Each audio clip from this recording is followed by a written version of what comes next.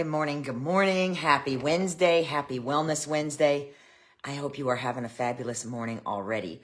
Running just a little bit later than I like, but y'all, I have a bird problem in the best way. I have reached that stage of life. I think it should be an actual stage labeled and everything where I just am fascinated by the bird activity in my backyard.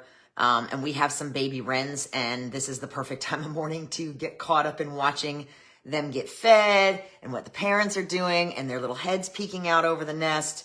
And I just, I lose track of time a little bit sometimes when I'm watching them. So, in any case, if you're just stumbling on my page, my name is Donna. I'm a Nana, a mom, a girlfriend, jazzerciser, runner, wellness advocate, studying for my Master of Science in Clinical Mental Health Counseling. And I also work kind of on the fringe of the mental health arena right now. And so I'm just going to do a quick shameless plug on that. Our local NAMI Walk Citrus is coming up this Saturday night at Lecanto High School. So if you're local, would love to see you there. If you're not local, would very much appreciate a donation or some kind of support, share my posts, whatever. The walk is extremely important for raising funds for NAMI Citrus to provide free mental health services in the community, particularly in reference to our behavioral health recovery center that just opened up a couple months ago. So would love your support. I'll drop a link to the walk site in the comments. So if you're not local and you want to support the cause, I would deeply appreciate it. If you are local, would love if you would come out, register as a participant and come on out and walk with us. It's 2 hours of fun, DJ, face painting, the whole 9 yards. So, in any case, all right, that's enough of the shameless plug. So, if you are just stumbling on my page, I started Wellness Wednesday because I have been in a lifelong journey with anxiety and depression. And as much as I consider myself to be in recovery, not all days are great. That's the bottom line. And I have found that when we share tips and tricks with each other, in a pure wisdom sort of fashion, then it really, really helps, because sometimes we might try things we would have never thought to try before. Sometimes they work, sometimes they don't. It's kind of like throwing spaghetti noodles at the wall to see what sticks, because everybody is different, but that's okay. And again, just a disclaimer, I'm studying to be a counselor, but I am not one yet. So if you've been following me for a while, you know that last week was part 1 in a 3-part mini series called Feed Yourself. And last week we talked about feeding the brain. And if you were watching last week, I would love to know, and I forgot to say, if you're here, let me know you're here. If you don't see this till afterwards, hit #replay in the comments. But it will be here on Facebook for 30 days and also on my YouTube channel, for longer. So, don't be afraid to ask questions, make comments. Let's just keep it politics free. You know the drill. In any case, last week we talked about feeding the brain. And the whole thing about this series is this is not just about food. This is about feeding and fueling in general, and the different things that feed or starve us.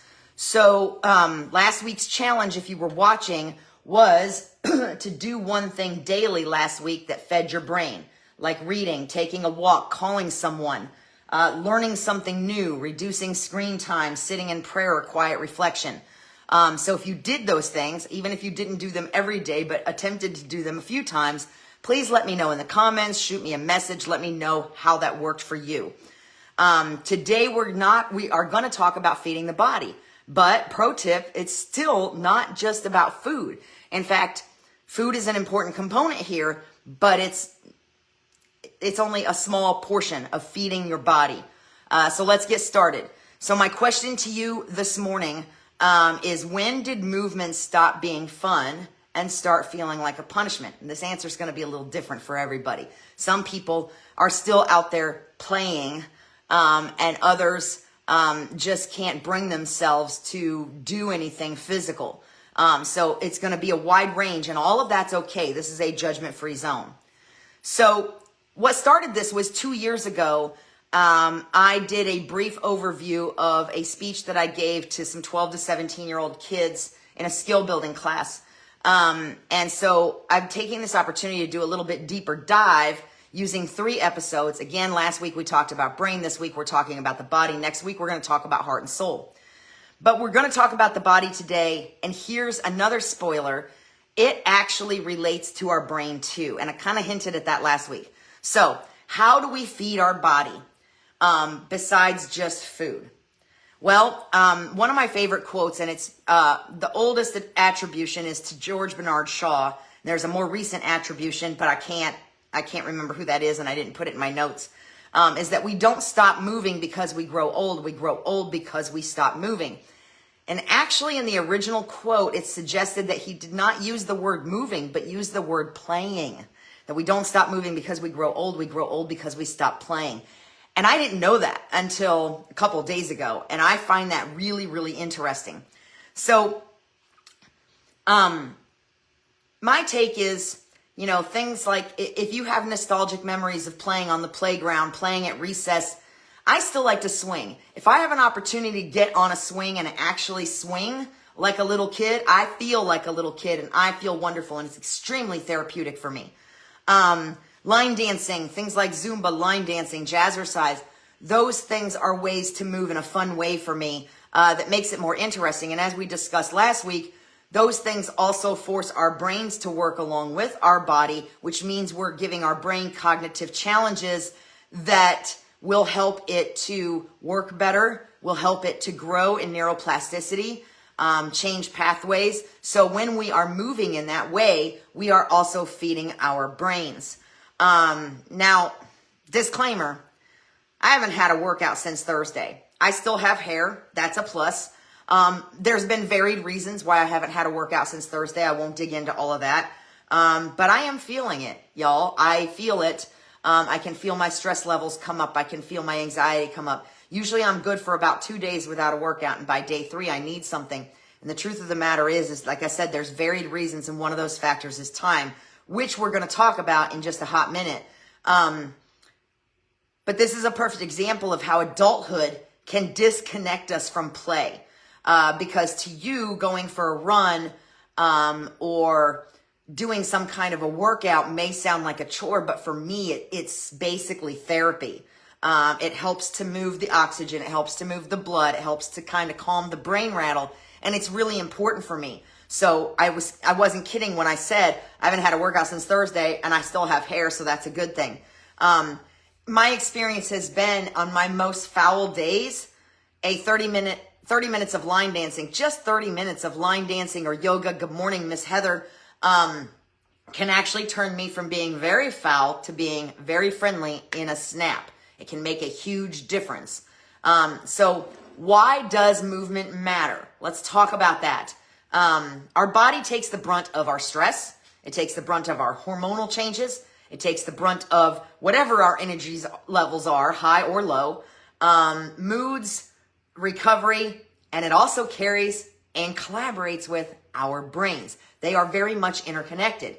So between science and my own personal experiences, or what science says and my own personal experiences, it's pretty much proven that taking care of my body, I know this. Yes, I still struggle with this, which means I know that there's more people out there that know the things and still struggle to do them. I lost my spot. I have to keep track of my notes so I don't go too far off the rails. Taking care of my body, science has proven, I have proven it to myself, almost always improves my mental clarity, my patience, my confidence, my resilience, and my sleep, which also, in a cyclical way, also improves all of those things I just mentioned and then some. So, our bodies are not separate components of wellness. They are an integral part of wellness. They are very necessary. I did not feel good over the weekend. That's part of the reason that I haven't had a workout since Thursday. I did not feel good over the weekend. My stress levels are up. Some of that's on me, but if you're not feeling good, I don't know about you, but when I'm not feeling 100% and I don't feel like I can be at my normal energy levels, it messes with me mentally, emotionally, physically, the whole 9 yards. Now I have moved from one issue to another, so still not feeling 100%, totally different reason. But that is why, even though I already had this planned out, the timing is ironic, if you will. that we are talking about taking care of our bodies today. So, if you are someone who feels like everything is affected when you're not feeling well, even if it's just a little bit, even if it's just like not 100% and kind of meh, let me know in the comments if that's something that, if you find that that impacts everything, your mentality, your focus, all of it, because that's something I definitely struggle with. So things that starve our body and subsequently our brains are sitting all day, poor sleep, constant stress, poor diet. I told you diet was going to come into play here, but it's not the focus. Living on caffeine and vibes. When we get tired, when we get stressed out, we don't take time to eat, drink enough water. We tend to gravitate towards caffeine or foods that will stimulate us, and then that becomes a vicious cycle in of itself. No sunlight or fresh air. Ignoring pain / tension / fatigue signals. Shame-based fitness mindsets. And what I mean by that is I have to work out because I just ate 2 cookies today. I have to work out because I don't like the way I look at, you see that have to. And all or nothing type thinking, which I am very, very guilty of, well, I don't have 45 minutes for a run today plus the time to stretch, so I'm not going to work out at all. Instead of maybe 30 minutes in the house that doesn't require the warm-up, or 30 minutes of yoga, I do tend to have an all or nothing thinking, which is if I can't do it the way I want to, I don't do it at all. And that's where I get in trouble. So kind of an hour or bust type guilt mindset. And also, I cannot emphasize this enough, no play. What is that quote? All work and no play makes Donna a very dull girl. And a lot of people interpret that differently, but in this case, what we mean is if we're working all the time and we're so busy that we're not taking time to take care of our bodies, move our bodies, etc., that can really set the stage for some major issues. So how can we feed our bodies instead of punishing them? Here's a news flash. Also, marathons and gyms are not required. They are not required. We have this culture that tells us that we have to, and it's true. There's science behind working out 5 days a week for a minimum of 30 minutes a day. There's science behind all that. But we have gotten into this mindset where we have to be training for a marathon or hitting the gym every day in order to see benefit. And that's totally not true. And with that all or nothing type of mindset, that's what leads us to being sedentary and not bothering. So natural movements like walking, dancing, stretching, using the stairs instead of the elevator, parking a little farther away. Natural movements that ask our body to move in the way that is normal for daily activity are very, very good for us. And they feed our bodies that movement that moves blood, moves oxygen everywhere, including the brain. Gardening, cleaning, yard work. I don't know about y'all, but when I'm upset about something, I rage clean. Like, I actually sometimes when I'm upset about something, it has a tendency to make me a little more focused because I'm trying not to waste my time giving it life. So I tend to be more productive and I get more things done. Some people rage clean.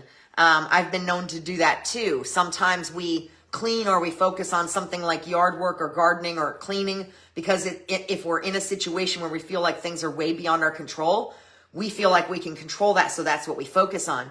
But short amounts count, and it doesn't have to be miserable to matter. This no pain, no gain myth that started years ago, and I still have a tendency to subconsciously subscribe to that no pain, no gain myth. Sometimes a little bit of extra to the point where it hurts. There's a difference between good pain and bad pain is good. It is stress relieving, but it's not always necessary. So in this case, this is where we need to talk about bringing back play. Remember all those before screen time, before phones, AI, social media, all of that, we played. Yes, some of us may have been children then, but even as adults, we played. Our parents got out there and played ball with us. We can play too, and adults still need to play. We have to bring that back. Pickleball, swimming, biking, line dancing, adult leagues. Sometimes there's adult kickball leagues, adult baseball leagues, whatever. Line dancing, frisbee, play with kids, play with our grandkids, play with our pets. These are all things like I said, I love to go swing. Go swing. If you loved to swing as a kid and you haven't been on a swing in years, go find a swing. Yes, if you hit parks at the right time of day, you're going to find swings with no children around. That way you're not taking a swing from anybody else. And swing. It is freeing. I will get on that swing and I will pump my legs and I will lean back and close my eyes just like I did when I was a kid. And I love the feeling of exhilaration and freedom that it gives me. We need those things in our lives, but we are so stinking busy, we don't schedule time to play. And here's the thing, and also I have to, disclaimer, Stacy, who frequently watches, said I need to mention dodgeball. There are some games that we play that are also massive stress relief. I've done a lot of papers on this type of thing. And again, I am a walking, talking evidentiary file of how movement can make a difference. When I throw my back out, I heal quicker when I keep moving versus when I sit down and baby it. When I roll my ankle, same thing. It heals quicker when I keep moving versus when I put it up and baby it. I know that's contrary. That's me. I'm not telling you to do that because I know that's contrary to what most doctors will tell you. But our bodies, I truly believe our bodies were designed to move. And when we stop moving, that's when we start running into problems. And that's why I stand at a standing desk all day. And I have been for years. So also fuel. Now we're going to talk about food because fuel is important and it's important for our brains too. We need to eat regularly and try to incorporate. I'm not telling you to take anything away.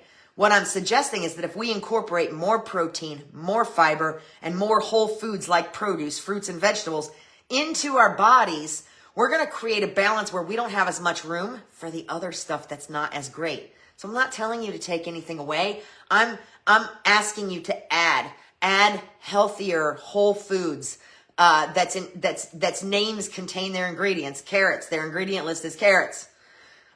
Meat, the ingredient list is meat. And yes, we can go into a whole rabbit hole about what type of meats are healthy, what are not considered healthy, etc. We're not going to go there today because again, this is not just about food. But when we try to add more nutritious things to our repertoire of food. Good morning, Miss Beverly. We leave less room for the other stuff that's not so good for us. And that gets us a little closer to balance, depending on what that looks like for you. And that's going to look different for everybody. And then what I would say is try to pay attention to how your mood and energy levels respond to those healthier foods versus caffeine, alcohol, fast food meals, etc. I still drink a little bit socially, but even then I'm pretty restrained. I don't drink a lot of alcohol anymore because I don't like the way it makes me feel after the fact. I know, and I'm still drinking caffeine, but I also know that if I drink too much caffeine, it ramps up my anxiety. I've seen it. And then it creates a cycle where if I've had too much caffeine in the morning, now I'm sleepy in the afternoon. So these are cycles and eating out. If I'm eating out regularly and like not getting a vegetable or even looking at a vegetable for a couple of days, I feel that all over. I can remember a Thanksgiving weekend where I started strong on Thanksgiving Day with a 5K. And then Thanksgiving was with my family and there was lots of sweets and lots of foods that I don't normally eat. And lots of alcohol, not lots, not for me anyway, but more alcohol consumption than usual with my family. And that went on for a couple of days where there was also no additional workout, no getting up and moving, sitting around, visiting with family, etc. Those are all great things. But by the time I got home on like Saturday night, by Sunday morning, y'all, I had what I call a bad food hangover. Because I was and I really didn't have that much to drink. We're talking about maybe a couple of beers a day while I was gone. But I was sluggish. I felt like a slug. I felt bloated. I felt like I had a brain fog. These are all what I call a bad food hangover. And And it took about, so I was like, I knew what it was. So I did a workout. I think I started with yoga. And I made it a point to eat as clean as I could for that day. And by the time I did my workout the next morning, on Monday morning, I was an entirely different person. So it only took about 24 hours to kind of reset that. So if you're adding more nutritious things to your diet or movement, I encourage you to notice how you feel. I don't mean right afterwards, like, oh, my knee hurts, I shouldn't have done that. I mean how you feel as a whole person, mentally, physically, emotionally, after you have made those changes or added those more positive things. And of course, recovery is important too. Exhibit A, like I said, I wasn't feeling great over the weekend. That was a different problem. That problem went away. Now it has a new one. I firmly believe that if you don't rest when your body tells you to, your body will make you. And that's like a commonly discussed fact. Your body will make you. If you don't lie down when you need to, your body will make you lie down. And that's usually never at a convenient time. I have the walk this weekend. I have a paper due. Now I don't have time for this, whatever's going on. But my body's like, hey, you're not paying attention. You need to start paying attention. So I'm hoping that the problem will resolve itself before this weekend. And then if not, after Monday, I'm going to have to rest, whatever that ends up looking like. And then don't forget, again, I can't stress this enough. When we move our bodies, we're also moving oxygen and blood through everything, and that includes our brain. So when we're feeding our bodies, not just food, we are also feeding our brains, and that's incredibly important. So why is this such a struggle? I kind of touched on some of it already. We are busy. We are busier than we've ever been before. Technology has made it so that we feel like we have to be on every minute of the waking day, every minute that we are awake, and sometimes when we're not supposed to be awake, right? Am I right? If that's a problem for you, let me know in the comments, because it's certainly a problem for me. And that means that if it's not on our schedule, it doesn't happen, which means if we're not scheduling time for ourselves, it's not happening. It's not happening until our body's like, sorry, sucker, you're out of time. Lay down. And then there's self-consciousness. A lot of things that keeps people moving is they're worried about people seeing them. They don't want to get outside and go for a walk, go for a run, because they're afraid somebody's going to make fun of them. And that's just a thing that shouldn't even be happening anymore, but it still does. And that's just sad to me on so many levels. We also, so we get that, I don't want anyone to see me. I don't want to go to the gym because the people there are going to look at me weird. I don't want to go for a walk because the people outside are going to look at me weird. And that's fine. If you've got a treadmill, go for it. You're not getting that fresh air and sunlight benefit, but you're at least still moving. We also have this perfectionism type thing where if I can't do it right the first time, I'm not going to try to do it at all. And that's what keeps us from fun classes like line dancing and jazzercise. I was terrified the first time I went to those things. But those things require practice. And that practice helps to challenge our cognitive function, right? And that's very important. So while we're exercising, we're also challenging our cognitive function. Yes, so you understand that, Heather. But sometimes when we go until our body stops, that's not always the best way. And I know you do because I've known you for years and I see how you are. But that's not always the best way. We have to heat our bodies and take a rest or take time to play. Sometimes playing and resting can be the same thing if it's not too physically taxing. You know, every time I see a Frisbee in the garage, I'm like, I haven't played Frisbee in so long. I want somebody to play Frisbee with me. So what that means, whoops, I just lost my light. Hold on a second, y'all. Whew, we're in the darkness. We're in the darkness. Hang on a second. All right, let's try that again. I knew that battery. It was kind of a crapshoot whether that battery was going to make it through or not. Hey! Okay, so, I start talking about wanting to play Frisbee, which means the next time my grandson comes over, if I remember, we're going to probably play Frisbee in the backyard because I want to play. So, again, we have this. We also believe that workouts have to be intense. So we're back to that all or nothing thinking, that no pain, no gain thing. We might go out and do something, and if we don't hurt, if we don't have muscle soreness, we're like, oh, that didn't do anything for me. I'm not going to do that again. No, any kind of movement is good. And then a lot of times, and Heather, I know you're going to feel this one too, we are so busy taking care of everyone else that we are just the last thing on the totem pole, and we're taught that we have to be humble, and we have to be sacrificial, and we have to put everyone else first. But here's the thing. There's a reason on airplanes that they tell you to put your oxygen mask on first before you try to help somebody else. And why is that? Is because if we are broken down, if we can't breathe, if we can't move, if we can't function, guess what we also can't do? We can't help anyone else. So that's really important. We really have to make that time for ourselves. Put our oxygen masks on, whatever that looks like, whether it's eating a better meal, whether it's going for a walk, whether it's hiding in a room where you don't have to come in contact with anybody all day. Any of those things, they make a huge difference. So reframing things also helps. Now, you heard me say a lot earlier, if you've been on since the beginning, about I have to work out. I have to do this because I had 3 cookies earlier. I have to get this run in because I had a cheat meal today or yesterday or 5 days ago or whatever. The body is not the enemy, and food doesn't have to be the enemy if you try to add good things and find that balance.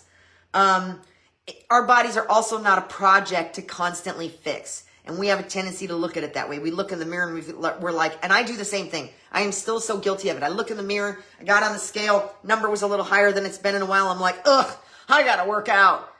That doesn't sound healthy, does it? That sounds like I'm about to punish myself for hitting that number on the scale. Am I right? So we need to try to reframe that. Eating right and moving is not a punishment. Moving is not a punishment for eating badly. These are all things we need to look at as ways that we can optimize our quality of life. Movement and eating right is a necessity. Our bodies need it to function. And caring for our bodies is gratitude. It's not vanity. It's okay to take a little time for yourself, whatever that is going to look like. That is, yes, you and Bill, you guys have just a special kind of thing that I just love to watch in action. And I'm so glad that he does that for you. And I know that you do that for him too. All right, so my challenge for this week is, so that I can wrap this up for you so that because I know your time is important. Choose one body kindness this week. That could be a 10-minute walk. Again, remember, little amounts still matter.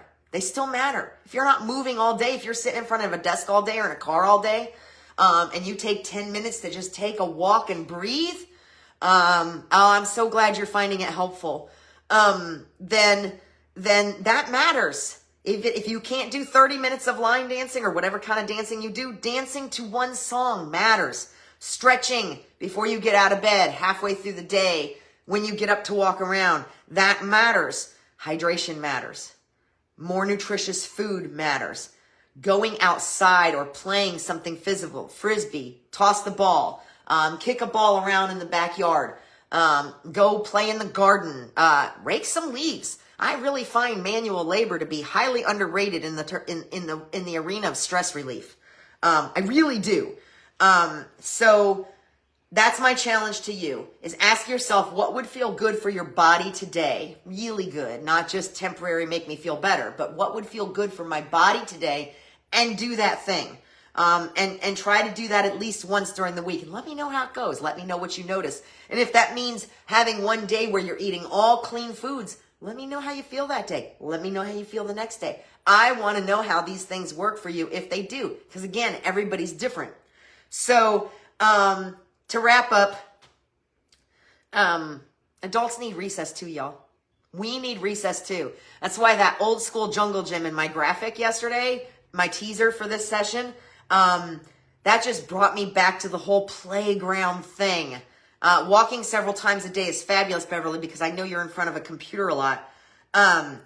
Adults need recess too. Movement used to be play. And because we don't feel like we can play, we don't move as much as we used to. And movement can still be play, even if you're an adult, okay? Feeding your body means more than just food. Food is important, but it also means food, movement, rest, hydration. And we do that. We need to do that because our bodies serve us in so many ways every single day. And in the process, we'll feed our brains too, which also serves us every single day. Remember, like 20% of our body, of everything is our brain, even though it's little tiny. So next week, we're going to talk about feeding our heart and soul. And you're going to see how this all ties in together for a total picture of wellness. So in the meantime, if you found this helpful today, please share. Remember my challenge, which is to choose one body kindness this week and try to do it a couple times. Let me know how that goes. Drop a comment, send me a message, whatever. This video will be on Facebook for 30 days, but give me an hour and it'll also be on my YouTube channel where you can look at it anytime you want. Until next Wednesday, when we're ready to handle part 3, and talk about caring for our hearts and souls, be well.